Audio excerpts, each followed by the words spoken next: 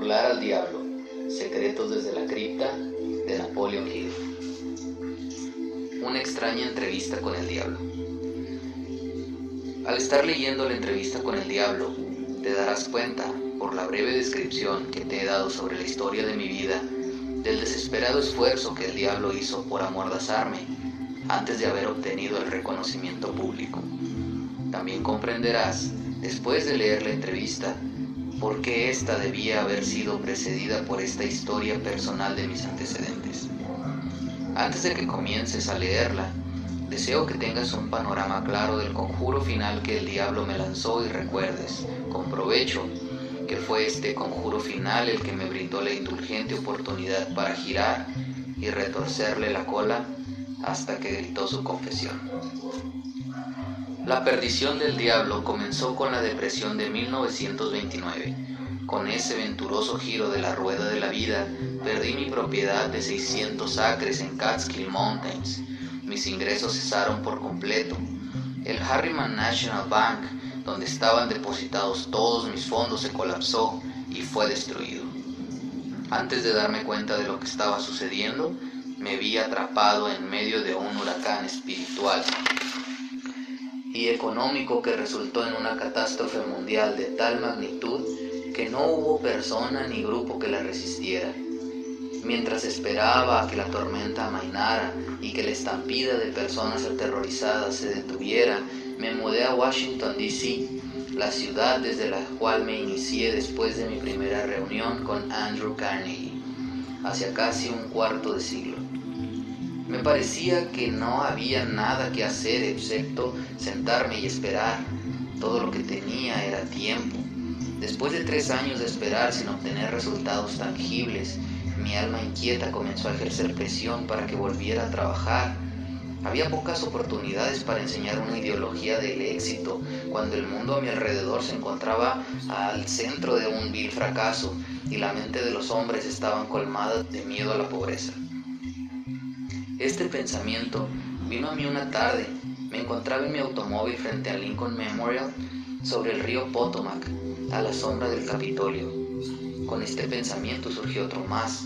El mundo había escenificado una depresión sin precedentes, sobre la que ningún ser humano tenía el control. Con ello había llegado mi oportunidad para probarle a la organización, a la cual había dedicado una buena parte de mi vida adulta, la ideología de la autodeterminación. Una vez más, tenía la oportunidad de saber si mi ideología era práctica o una simple teoría. También me di cuenta de que había llegado la oportunidad de probar una afirmación que había hecho cientos de veces sobre que toda adversidad trae consigo la semilla de una ventaja correspondiente. ¿Cuáles? Si es que las sabía, me pregunté a mí mismo. Eran mis ventajas de una depresión mundial. Cuando comencé a buscar una dirección hacia cuál dirigirme y poner a prueba mi ideología, hice el descubrimiento más asombroso de mi vida. A través de algún poder extraño que no comprendía, había perdido el valor. Mi iniciativa se había desmoronado, mi entusiasmo se había debilitado. Lo peor de todo es que me sentía totalmente avergonzado al saber que yo era el autor de una ideología de la autodeterminación, porque muy en el fondo de mi corazón sabía, o creía saber, que no podía lograr que mi ideología me sacara del hoyo de la desesperación en la cual me encontraba. Mientras me movía en un estado de consternación mental, el diablo debió haber estado bailando regocijadamente. Por fin tenía al autor de la primera ideología mundial sobre el éxito personal atrapado bajo su dedo pulgar y paralizado por la indecisión. Sin embargo, la oposición del diablo también debió estar trabajando. Mientras estaba sentado frente al Lincoln Memorial, repasando en retrospectiva las circunstancias que tantas veces me había elevado a las grandes alturas del éxito, tan solo para dejarme caer a profundidades similares de desesperación, un pensamiento agradable me fue entregado en la forma de un plan de acción certero, mediante el cual yo creía poder eliminar esa sensación hipnótica de apatía con la que había estado atado. En la entrevista con el diablo, la naturaleza exacta del poder mediante el cual yo había sido despojado de mi iniciativa y valor ya ha sido descrita. Es el mismo poder con el que millones de personas fueron atadas durante la Gran Depresión. Es el arma fundamental con la que el diablo atrapa y controla a los seres humanos. La suma y la sustancia de este pensamiento que vino a mí fue, a pesar del hecho de haber aprendido por parte de Andrew Carnegie y de otras más de 500 personas con semejantes logros comerciales y profesionales, que los logros destacados en todos los ámbitos de la vida surgen a través de la aplicación de la mente maestra, la coordinación armoniosa de dos o más mentes que trabajan con un objetivo definido. No había logrado hacer tal alianza con el objetivo de llevar a cabo mi plan de transmitir al mundo la ideología del éxito personal. A pesar del hecho de haber comprendido el poder de la mente maestra, había olvidado apropiarme y hacer uso de este poder. Había estado trabajando como un lobo solitario en vez de aliarme con otras mentes superiores. Un análisis. Analicemos ahora brevemente la extraña entrevista que estás a punto de comenzar. Algunos lectores se preguntarán después de leerla, ¿en realidad entrevistaste al diablo o simplemente entrevistaste a un demonio imaginario? Algunos desearían tener la respuesta a esta pregunta antes de comenzar la entrevista.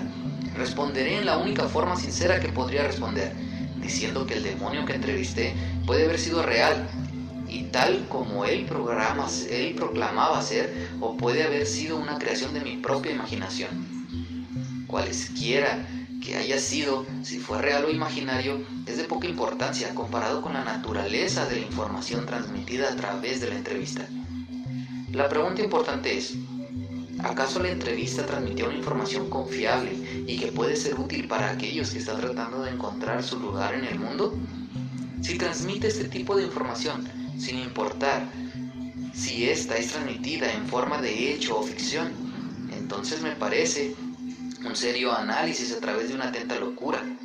No me preocupa en lo más mínimo la verdadera fuente de la información y la verdadera naturaleza del diablo, cuya sorprendente historia estás a punto de leer. Me preocupa solamente el hecho de que la confesión del diablo se ajusta perfectamente con lo que yo he visto de la vida. Creo que la entrevista transmite información prácticamente benéfica para todos aquellos que piensan que la vida no ha sido amigable, y la razón para creerlo es el hecho de que lo que he convertido en el tema central de este libro, que me redituara toda la felicidad que necesito en la forma que mejor se adapta a mi naturaleza. He experimentado suficientes de los principios mencionados por el diablo para asegurarme que funcionarán exactamente como él dice que lo harán. Eso es suficiente para mí. Así que te traspaso la historia de la entrevista para que en lo posible hagas que pague con útiles dividendos. Quizás te resulte más ventajosa si aceptas al diablo como lo que proclama ser, confiando en que de su mensaje sacarás algo que podrás utilizar, y sin preocuparte de quién es el diablo o de si existe o no. Si quieres mi sincera opinión muy personal, creo que el diablo es exactamente lo que él proclama ser. Analicemos ahora su extraña confesión. Después de entrar forzadamente en la conciencia del diablo, el señor Earthbound dio comienzo a la renuente entrevista con preguntas que no podían ser evadidas. Aquí comienza la entrevista con el diablo. Pregunta: he descifrado el código secreto mediante el cual puedo leer sus pensamientos. He venido a hacerle algunas preguntas muy sencillas. Le exijo que me dé respuestas directas y verídicas. ¿Está listo para la entrevista, señor Diablo? Sí, estoy listo, pero debes dirigirte a mí con más respeto. Durante esta entrevista te dirigirás a mí como Su Majestad. ¿Con qué derecho exige semejante deferencia real? Debes saber que controlo al 98% de las personas que habitan tu mundo. ¿No crees que eso me faculta para considerarme una realeza? ¿Tiene pruebas de lo que afirma? Sí, muchas pruebas. Pregunta: ¿en qué consisten sus pruebas? De muchas cosas. Si deseas respuestas, te dirigirás a mí como Su Majestad. Algunas cosas las comprenderás, otras no. Para que puedas conocer mi punto de vista, describiré yo mismo y corregiré las falsas ideas que la gente tiene sobre mí y de mi morada. Esa es una buena idea, Su Majestad. Comience por decirme dónde vive y descríbame su apariencia física. ¿Mi apariencia física? ¿Por qué? Mi querido señor atado a la tierra, no poseo un cuerpo físico. Me sentiría incapacitado por semejante estorbo, como esos en los que ustedes viven, criaturas atadas a la tierra. Yo estoy conformado de energía negativa y vivo en la mente de las personas que me temen. También ocupo la mitad de cada átomo de materia física y cada unidad de energía mental y física.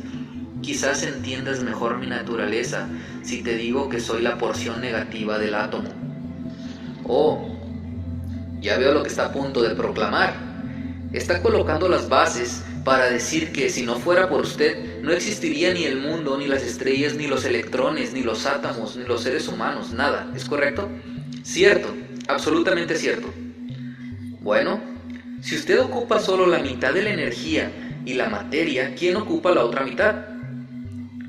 La otra mitad está ocupada por mi oposición. ¿Oposición? ¿A qué se refiere? La oposición es lo que ustedes, atados a la tierra, llaman Dios. ¿Así que tiene el universo dividido con Dios? ¿Es esa su afirmación? No es mi afirmación, sino la realidad actual. Antes de que esta entrevista termine, sabrás por qué es verdad mi afirmación. También comprenderás por qué tiene que ser verdad, o no podría existir ningún mundo como el tuyo, ninguna criatura atada a la tierra como tú. No soy una bestia con una lengua bifurcada y un rabo en pico. Pregunta. Pero usted controla la mente de 98 de cada 100 personas. Usted mismo lo dijo. ¿Quién origina toda la miseria en ese 98% del mundo controlado por el diablo, si no es usted? No he dicho que no provoco toda la miseria del mundo. Por otro lado, me jacto de eso. Me ocupo de representar el lado negativo de todo, incluyendo los pensamientos de ustedes, gente atada a la tierra. ¿De qué otra forma podría controlar a la gente? Mi oposición controla el pensamiento positivo, yo controlo el pensamiento negativo. ¿Cómo obtiene el control de la mente de las personas? Oh, eso es fácil. Simplemente me introduzco y ocupo el espacio vacío en el cerebro humano. Planto las semillas del pensamiento negativo en la mente de las personas, de tal forma que pueda ocupar y controlar el espacio. Debe usted tener muchos trucos e instrumentos para obtener y mantener el control de la mente humana. Sin duda, empleo trucos e instrumentos que controlan el pensamiento humano. Mis instrumentos también son ingeniosos. Continúa y describa sus trucos ingeniosos, Su Majestad. Una de mis herramientas más ingeniosas para el control mental es el miedo. Planto la semilla del miedo en la mente de las personas y conforme germinan y crecen a través del uso, controlo el espacio que ocupan. Los 6 miedos más efectivos son el miedo a la pobreza, a la crítica, a la enfermedad, a la pérdida del amor, a la vejez y a la muerte. ¿Cuáles de estos 6 miedos le funcionan con mayor frecuencia, Su Majestad? El primero y el último, la pobreza y la muerte. En un momento o en otro durante la vida, aprieto mi puño sobre todas estas personas a través de uno de esos miedos, o de ambos. Planto estos miedos en la mente de las personas tan hábilmente que creen que son su propia creación. Cumplo el objetivo haciendo que las personas crean que estoy de pie justo a la entrada de la siguiente vida, esperando reclamarlos después de su muerte para el eterno castigo. Por supuesto, yo no puedo castigar a nadie, excepto en la mente de esa persona, a través de alguna forma de miedo. Pero el miedo a aquello que no existe es tan útil para mí como el miedo a aquello que sí existe. Todas las formas de miedo amplían el espacio que ocupo en la mente humana. Su Majestad, ¿puede explicar cómo es que obtuvo este control sobre los seres humanos? La historia es muy extensa para contarla en pocas palabras. Comenzó hace más de 1 millón de años, cuando el primer hombre comenzó a pensar. Desde ese entonces obtuve el control de toda la humanidad, pero mis enemigos descubrieron el poder del pensamiento positivo. Lo colocaron en la mente de los hombres y entonces yo comienzo una batalla de mi parte por conservar el control. Hasta ahora lo he hecho muy bien, habiendo perdido ante la oposición solo a 2% de las personas. Tomo por respuesta que los hombres que piensan con son sus enemigos, ¿correcto? No está bien, pero es correcto. Dígame más sobre el mundo en el que vive. Vivo donde quiera que yo elija vivir. El tiempo y el espacio no existen para mí. Soy una fuerza mejor descrita a ustedes como energía. Mi lugar de residencia físico favorito, tal y como te lo dije, es la mente. del que está atado a la tierra. Yo controlo una parte del espacio cerebral de todo ser humano. La cantidad de espacio que ocupo en la mente de cada individuo depende del tipo de pensamiento que esa persona tenga. Tal y como te lo he dicho, no puedo controlar por completo a cualquier persona que piensa. ¿Habla usted de su oposición? ¿Qué quiere decir exactamente con eso? Mi oponente controla todas las fuerzas positivas en el mundo, como el amor, la fe, la esperanza y el optimismo. Mi oponente también controla los factores positivos de toda ley natural en todo el universo, las fuerzas que mantienen a la Tierra y a los planetas y a todas las estrellas equilibrados en sus cursos. Sin embargo, estas fuerzas son mansas en comparación con aquellas que operan en la mente humana bajo mi control. Verás, no busco controlar las estrellas y los planetas, prefiero controlar las mentes humanas. ¿Dónde adquirió su poder y cuáles fueron los medios que la complementan? Complemento mi poder apropiándome del poder mental de los que están atados a la tierra, al pasar por la puerta al momento de la muerte. 98 de cada 100 personas que regresan a mi plano desde el plano terrenal son tomadas por mí y su poder mental se complementa con mi ser. Obtengo a todo aquel que llega con cualquier forma de miedo. Verás, trabajo constantemente preparando la mente de las personas antes de que la muerte pueda apropiarse de ellas cuando regresen a mi plano. ¿Me puede decir cómo es que lleva a cabo su trabajo de preparar las mentes humanas para poder controlarlas? Cuento con infinidad de formas de ganar el control de las mentes humanas mientras se encuentran todavía en el plano terrenal. Mi mejor arma es la pobreza. Deliberadamente desanimo a las personas a que acumulen riquezas materiales, porque la pobreza desanima a los hombres a pensar y a hacerles presas fáciles para mí. Mi otra mejor amiga es la enfermedad. Un cuerpo enfermo desanima el pensamiento.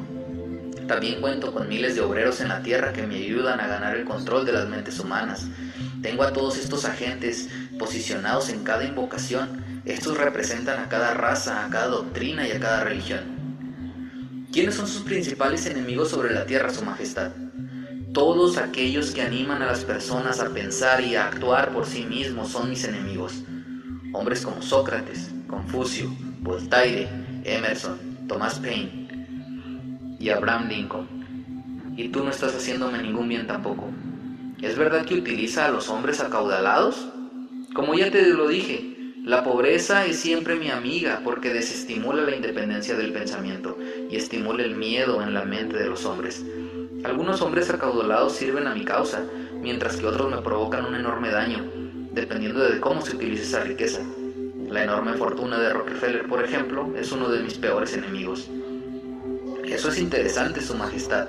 ¿Podría decirme por qué le teme a la fortuna de Rockefeller más que a otras? El dinero de Rockefeller está siendo utilizado para aislar y vencer enfermedades del cuerpo físico en todas partes del mundo. La enfermedad siempre ha sido una de mis armas más efectivas. El miedo a la enfermedad aparece en segundo lugar después del miedo a la pobreza. El dinero de Rockefeller está descubriendo nuevos secretos de la naturaleza en cientos de áreas distintas, las cuales están diseñadas para ayudar a los hombres a adquirir y mantener el control de su propia mente. Está impulsando nuevos y mejores métodos para alimentar, vestir y albergar a las personas. Está exterminando a los barrios bajos de las grandes ciudades, los sitios donde se encuentran mis aliados favoritos. Está financiando campañas para un mejor gobierno y ayudando a erradicar la deshonestidad en la política. Está ayudando a establecer estándares más altos en la práctica mercantil y alentando a los hombres de negocios conducir sus empresas por la regla de oro, y eso no le hace a mi causa ningún bien. ¿Y qué pasa con estos niños y niñas que se dice están en el camino al infierno? ¿Los controla? Bueno, podría responder esa pregunta solo con un sí o un no. He corrompido la mente de los jóvenes enseñándolos a beber y a fumar, pero me tienen confundido por su tendencia a pensar por sí mismos. ¿Dice usted que ha corrompido la mente de los jóvenes con licor y cigarrillos? Puedo entender cómo es que el licor puede destruir el poder del pensamiento independiente, pero no veo que tienen que ver los cigarrillos en ayudar a su causa. Quizá no lo sepas, pero los cigarrillos destruyen el poder de la persistencia, destruyen el poder de la resistencia, destruyen la capacidad de concentración. disminuyen y socavan la capacidad de ingenio y ayudan, de otras maneras, a evitar que las personas utilicen su mente de manera más efectiva. ¿Sabías que tengo a millones de personas, jóvenes y ancianos de ambos sexos, que fuman 2 cajetillas de cigarrillos al día? Eso significa que tengo millones de personas que están destruyendo poco a poco su poder de resistencia.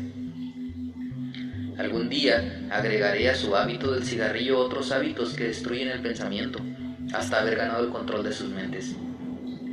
Los hábitos vienen en pares, tercias y cuádruples. Cualquier hábito que debilita nuestra fuerza de voluntad invita a muchos de sus comparativos a que entren y tomen posesión de la mente.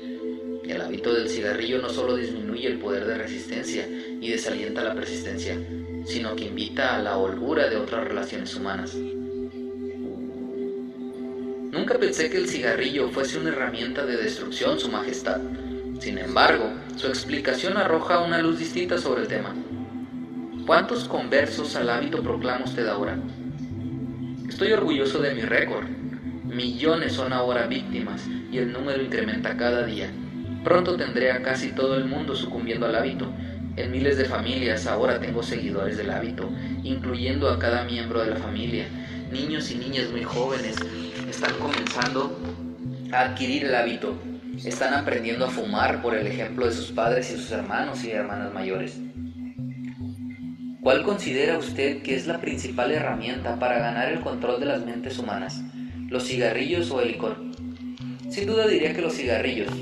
Una vez que logro que un joven se una a mi club de 2 paquetes al día, no tengo problemas para inducir a esa persona a tomar el hábito del licor, el placer irrestricto del sexo y otros hábitos relacionados que destruyen la independencia del pensamiento y acción. Su Majestad, cuando inicié esta entrevista, lo había malinterpretado. Creía que era usted un fraude y un engaño, pero ahora veo que es real y muy poderoso. Acepto tus disculpas, pero no te hubieras tomado la molestia. Millones de personas han cuestionado mi poder y atrapé a la mayoría de ellas al cruzar la puerta. No le pido a nadie que crea en mí, prefiero que las personas me teman. No soy un mendigo, tomo lo que deseo con astucia y fuerza. Pedirle a las personas que crean es tarea de mi oposición, no mía. Su Majestad, perdone mi rudeza, pero no podría volver a verme a la cara si no le dijera, aquí y ahora, que es usted el demonio más detestable que jamás se haya dejado suelto en contra de personas inocentes. Siempre tuve un mal concepto sobre usted. Pensé que era lo suficientemente bondadoso para dejar en paz a las personas mientras vivieran, que simplemente torturaba sus almas después de la muerte. Ahora sé, por su descarada confesión, que destruye su derecho a la libertad de pensamiento y los hace pasar por un infierno en vida sobre la tierra. ¿Qué tiene que decir a eso? Obtengo lo que quiero ejerciendo el autocontrol.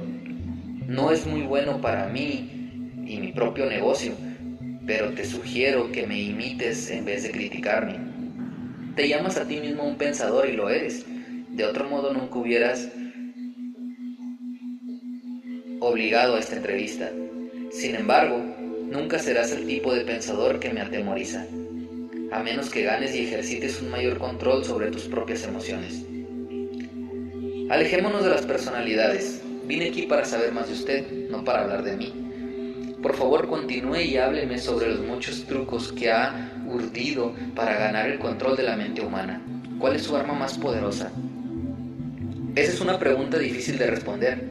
Tengo tantos instrumentos para entrar a las mentes humanas y controlarlas que es difícil decir cuáles son las más poderosas. En este momento estoy tratando de provocar otra guerra mundial. Mis amigos aquí en Washington me están ayudando a implicar a Estados Unidos en ella. Si puedo lograr que el mundo comience a matar al por mayor, podré poner en operación mi instrumento favorito para el control mental. Es lo que podrías llamar temor masivo. Utilicé este instrumento para provocar la otra guerra mundial en 1914. Lo utilicé para provocar la depresión económica en 1929. Y si mi oposición no me hubiera engañado, ahora estaría en posesión de todo hombre, mujer y niño en el mundo. Puede ver por ti mismo puede ver por ti mismo lo cerca que estuve de dominar al mundo, aquello que he estado luchando por obtener durante miles de años. Sí, veo su punto y quién no. Es usted un ingenioso manipulador de la mente de las personas. Su malvada ocupación se lleva a cabo a través de personas de alta posición y gran influencia. Oh, no. Utilizo la mente de las personas en todos los ámbitos de la vida. De hecho, prefiero el tipo de persona que no tiene la intención de pensar. Puedo manipularlo sin dificultad. No podría controlar al 98% de las personas en el mundo si todas las personas tuvieran la habilidad de pensar por sí mismas. Me interesa el bienestar de esas personas que usted afirma controlar. Por lo tanto, quiero que me hable sobre todos los trucos mediante los cuales usted entra y controla su mente. Quiero una confesión íntegra de su parte, así que comience por su truco más ingenioso. Me estás obligando al suicidio, pero estoy indefenso. Así que tranquilízate y pondré en tus manos el arma con la cual millones de tus semejantes atados a la tierra se defenderán contra mí.